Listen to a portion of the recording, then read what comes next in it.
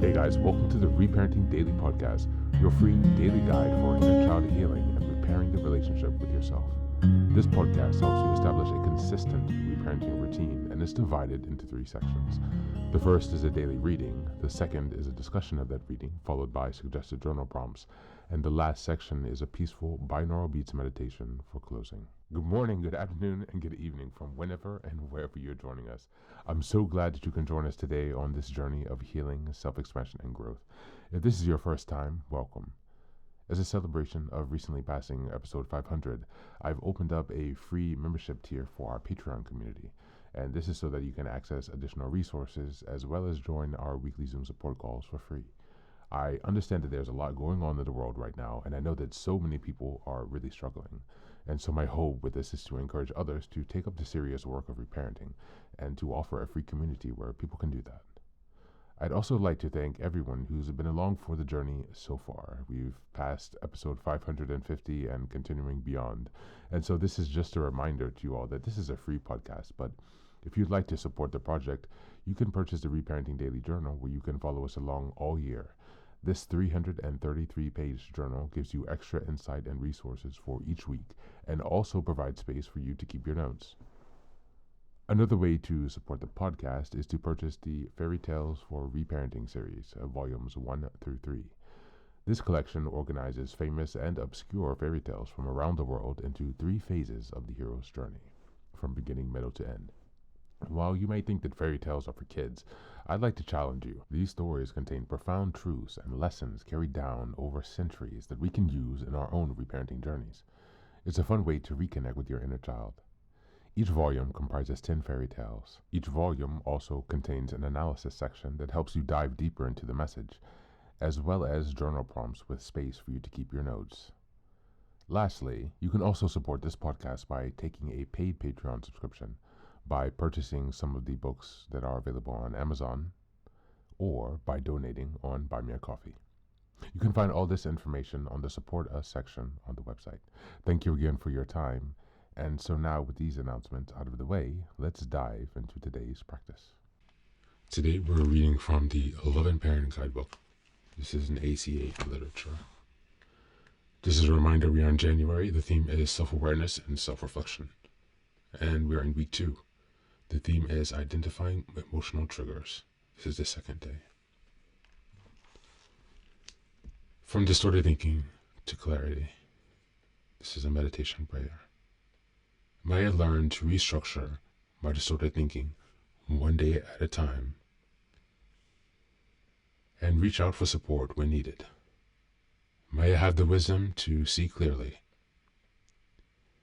Most people experience distorted thinking from time to time, but dysfunctional environments reinforce this tendency. Our caregivers operated from distorted thinking that clouded reality, and we learn to do the same, often as a way to cope with the dysfunction around us. Distorted thinking describes thought patterns that cause us to view reality inaccurately, and either interpret events through a negative lens or put a rosy outlook on them. The patterns are so familiar that our minds do not recognize them. We have accepted them as fact. To reparent ourselves, we need to recognize the fear and distorted thoughts coloring our lens, coloring our inner family members' reality. The laundry list and other laundry list traits are a great gauge of distorted thinking. Freedom from distorted thinking requires that we break the don't talk, don't trust, don't feel rule. Reparenting and working with recovering from dysfunctional family can help us to make dramatic changes in our thinking. While the critical parent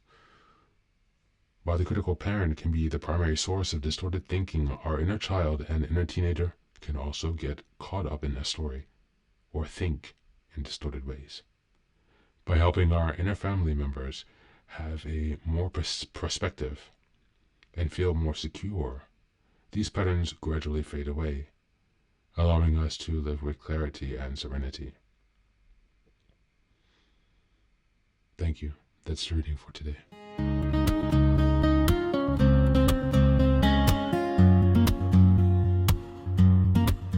Welcome back.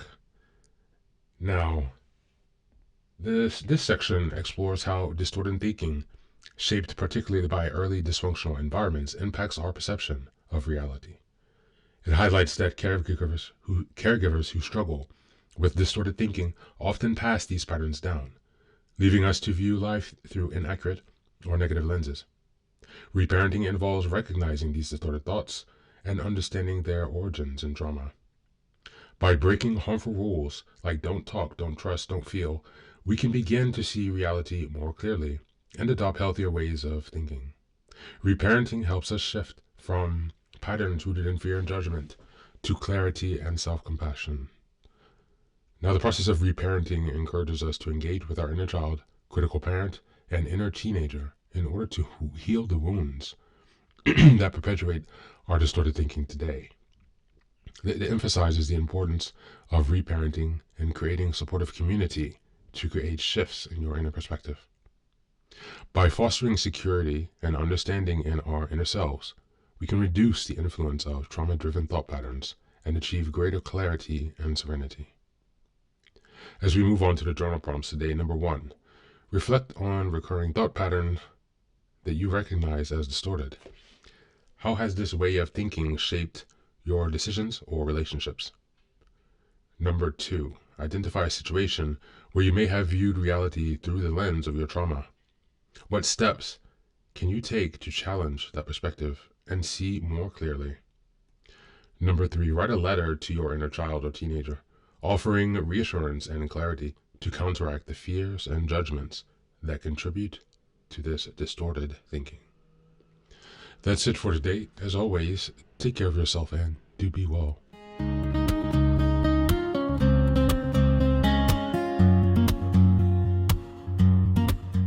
Welcome back. Now, this is the third and final section of the daily podcast. This is your silent meditation. Please find a place where you can be comfortable and undisturbed, where you can relax and spend some time with yourself for this 10-minute meditation. You can choose to be sitting, standing, lying, whatever makes you comfortable today. Listen to yourself. And next, be sure that you're taking some time to be with your breath, to connect with your body. Don't be disturbed by your thoughts. Allow them to pass and just observe. Do not engage. And use this time to connect with yourself, whatever time of day you're listening to this. Namaste.